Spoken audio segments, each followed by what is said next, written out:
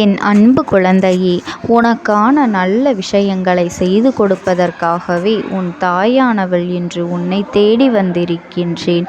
என் தங்க குழந்தையே, இன்று உன் அம்மா உனக்கு ஒரு அவசரமான உணர்வுபூர்வமான செய்தியை கொண்டு வந்திருக்கின்றேன். என் குழந்தையே, உன்னை சுற்றி நினைத்து உன்னை ஒரு ஆண் அங்கே அழுது கொண்டிருக்கின்றார். அவர் அழுவது அத்தனை நல்ல காரியமாக இந்த அம்மாவிற்கு தோன்றவில்லை. அதனால் இப்பொழுது அழுது கொண்டிருப்பது யார் என்று உனக்கு நான் சொல்லிவிட்டேன் என்றால் நிச்சயமாக அவரின் அழுகையையும் உன்னால் நிறுத்திவிட முடியும். அதே நேரத்தில் அதற்கான காரணத்தையும் நீ தெரிந்து கொண்டு நீ அதனை செய்து கொள்ள முடியும். குறிப்பாக உன்னை நினைத்து அவர் அழுவதற்கு என்ன காரணமாக இருக்க முடியும் என்று நீ யோசிக்கின்றாய் அல்லவா?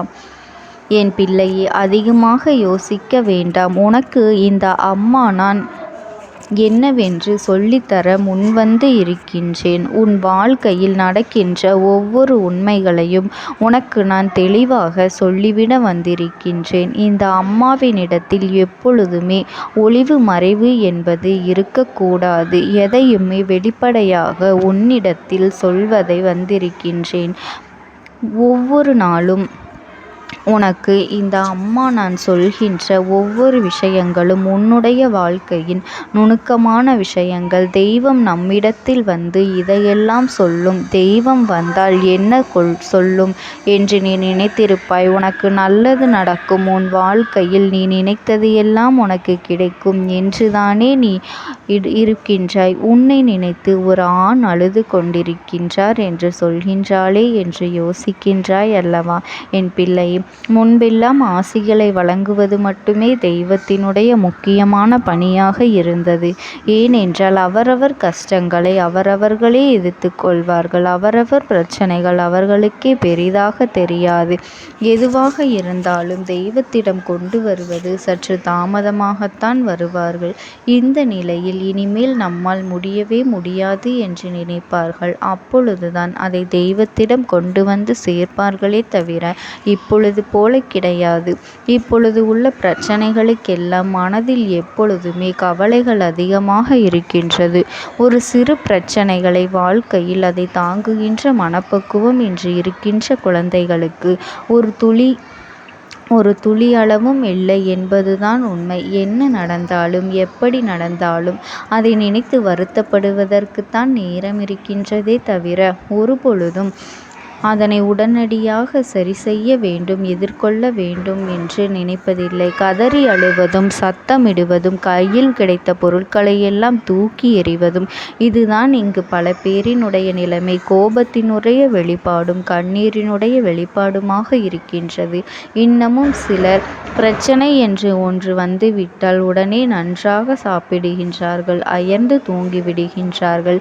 இந்த பிரச்சனையை தன் மண்டைக்குள் எடுத்து சொல்ல அவர்களுக்கு விருப்பம் இல்லை. அது எப்படியாவது தீர்ந்துவிட்டு போகட்டும், நம் வேலையை கவனிப்போம் என்கின்ற எண்ணத்தில் அவர்கள் இருந்து கொண்டிருக்கின்றார்கள்.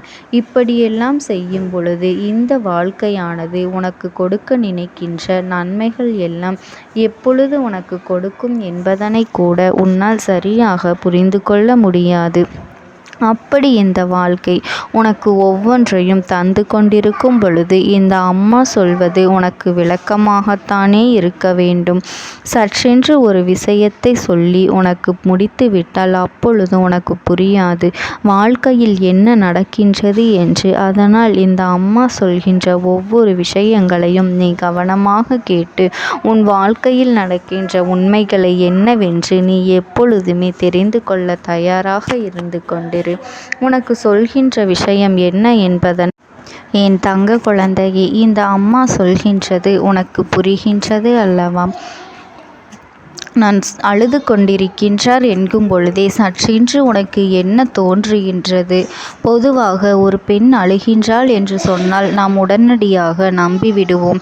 ஏனென்றால் பெண்ணுக்கு இருக்கின்ற பலகீனமே அந்த கண்ணீர் தான். சற்றென்று எதற்கெடுத்தாலுமே கண்ணீர் வடித்து விடுவாள். அப்பொழுதுதான் அவர்களின் மனபாரம் குறையும் என்பது அவர்களின் எண்ணம். ஆனால் இப்பொழுதெல்லாம் அதுவும் இங்கே அதிகமாக நடப்பதில்லை. ஏனென்றால் அவர்களுக்கு அவர்களுக்கு நல்ல மனதைரியம் வரத் தொடங்கிவிட்டது. நம் வாழ்க்கையில் என்ன நடந்தாலும் அதை எப்படியும் எதிர்கொள்ளலாம். இந்த வாழ்க்கையில் நடக்கின்ற எல்லா விஷயங்களையும் நாம் சரியாக புரிந்து கொள்ளலாம் என்கின்ற எண்ணம் அவர்களுக்கு வரத் தொடங்கிவிட்டது. அதை அவர்கள் நடக்கின்ற நன்மைகளை எல்லாம் ஓரளவிற்கு சரியாக எதிர்கொள்ள தொடங்கிவிட்டார்கள். ஆனால் ஒரு ஆண் அழுவது என்பது அவ்வளவு எளிதில் கண்ணீர் வந்து விடாது. ஏனென்றால் மற்றவர்களின் முன்னிலையில் கண்ணீர் சிந்துவதை எந்த ஒரு கௌரவ குறைச்சல் என்று அவர்கள் நினைக்கின்றார்கள். ஆனால் எல்லா நேரத்திலும் கண்ணீர் வடிக்கக்கூடாது என்பதில் எந்த ஒரு குறையும் இல்லை. ஆனாலும் உணர்ச்சி அதிகமாக படும் பொழுது ஒரு எல்லையை கடந்துவிடும். அப்படி இருக்கும் பொழுது அதனை வெளிப்படுத்த வேண்டிய சூழ்நிலை ஏற்படுத்தும் பொழுது நிச்சயமாக அவர்கள் தங்களினுடைய உணர்வுகளை வெளிப்படுத்தி விடுவார்கள். அந்த நேரத்தில் அவர்களின் அழுகையை யார் நினைத்தாலும் கட்டுப்படுத்தி விட முடியாது. அந்த அழுகைதான் இந்த ஆணின் அழுகை. என் பிள்ளையே, இவர் யார் என்று உனக்கு நான் சொல்கின்றேன். தந்தை இருக்கின்றவர்களுக்கு இது அவர்களினுடைய தந்தை. ஒருவேளை தந்தை இல்லாதவர்கள் என்றால் அவர் எங்கு இருக்கின்றாரோ அங்கிருந்து உன்னை நினைத்து கொண்டு கண்ணீர் வடித்து கொண்டிருக்கின்றார். உன்னோடு இப்பொழுது இருக்கின்றார் என்றால் உனக்கு தெரியாமல் அவர் கண்ணீர் சிந்துகின்றார் என்று அர்த்தம். இல்லை, இந்த உலகத்தை விட்டு அவர்கள் மறைந்து விட்டார்கள் என்றால் அவர்கள் இருக்கின்ற அந்த ஆத்மாக்கள் உலகத்திலிருந்து உன்னை நினைத்து கண்ணீர் வடித்து கொண்டிருக்கின்றார் என்று அர்த்தம். இதற்கு காரணம் என்னவாக இருக்க முடியும்? உன்னை நினைத்து அழுவதற்கு என்ன காரணம்? அவர்கள்தான் நம்மிடத்தில் முகம் கொடுத்து கூட பேசுவதில்லையே. நமக்கு என்ன கஷ்டம் என்று செவி கொடுத்து கேட்பதில்லை. என்னவாக இருந்தாலுமே நாமே பார்த்து கொள்ளட்டும் என்று அவர்கள் எளிதாக விட்டுவிடுகின்றார்கள். அப்படி இருக்கும் பொழுது நமக்காக இவர்கள் கண்ணீர் சிந்த என்ன காரணம் என்று யோசிக்கின்றாய் அல்லவா என் பிள்ளையே? இந்த அம்மா சொல்லும் பொழுது நிச்சயமாக நீ புரிந்து கொள்வாய்.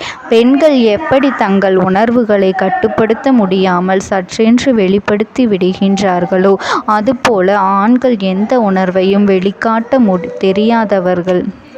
எந்த ஒரு அன்பையும் பாசத்தையும் சற்றென்று வெளிப்படுத்த தெரியாதவர்கள். எங்கே உன் மீது அன்பு காட்டிவிட்டால், எங்கே உன் மீது அக்கறை இருப்பதை வெளியில் காட்டிக்கொண்டால் நீ யாருக்கும் பயப்படாமல் நம் இஷ்டத்துக்கு இருந்து விடலாம் என்று எண்ணி விடுவாயோ என்று நினைத்து கொண்டு இருக்கின்றார்கள். நம்மை அப்படி செய்துவிட்டால் நமக்கு கேட்பதற்கு யாருமே இல்லை என்று நினைத்து இத்தனை காலமுமே அவர்கள் சற்று முறைப்போடு இருந்து கொண்டார்கள் என்பது உண்மை.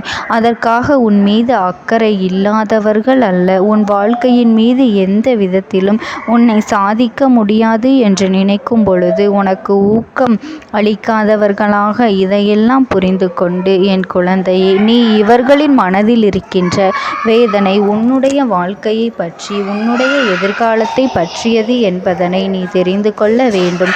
அதனால் என் குழந்தை, நீ எதை நினைத்தும் கவலைப்படாமல் உன் வாழ்க்கையில் நீ சந்தோஷமாக வாழ வேண்டும். இந்த தாயானவளினுடைய அன்பும் ஆசீர்வாதங்களும் என் செல்ல குழந்தைக்கு என்றென்றைக்கும் முழுமையாக கிடைத்து கொண்டே இருக்கும். ஓம் சக்தி. ஓம் ஆதிபரா சக்தி.